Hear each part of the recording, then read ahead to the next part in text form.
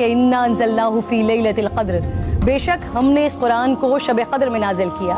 وما ادراک ما لیلۃ القدر، اور آپ کو کیا معلوم کہ شب قدر کیا ہے؟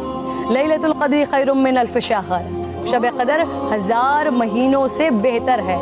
تنزل الملائکۃ والروح فیہا باذن ربہم من کل امر، فرشتے اور روح اس میں اپنے رب کے اذن سے ہر حکم لے کر اترتے ہیں۔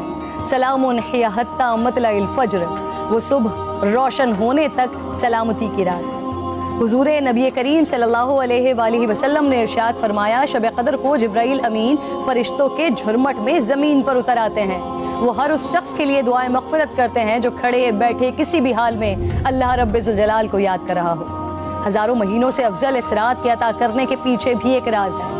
رسول پاک صلی اللہ علیہ وآلہ وسلم کو سابقہ لوگوں کی عمروں پر آگاہ فرمایا گیا، تو آپ نے ان کے مقابلے میں اپنی امت کے لوگوں کی عمر کو کم دیکھتے ہوئے یہ خیال فرمایا کہ میری امت کے لوگ اتنی کم عمر میں سابقہ امتوں کے برابر عمل کیسے کر سکیں گے؟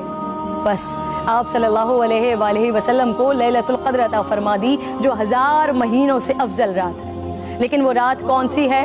اس عظیم رات کو کہاں تلاش کیا جائے؟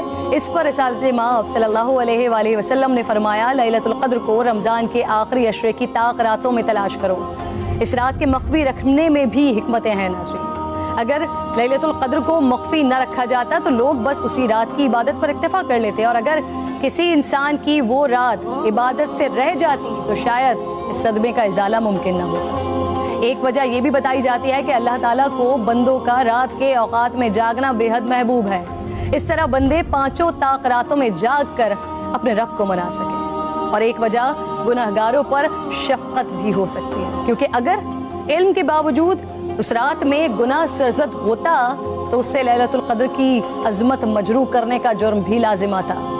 آپ صلی اللہ علیہ وآلہ وسلم نے فرمایا، جس شخص نے شب قدر میں اجر و ثواب کی امید سے عبادت کی، اس کے سابقہ گناہ معاف کر دیا جاتا۔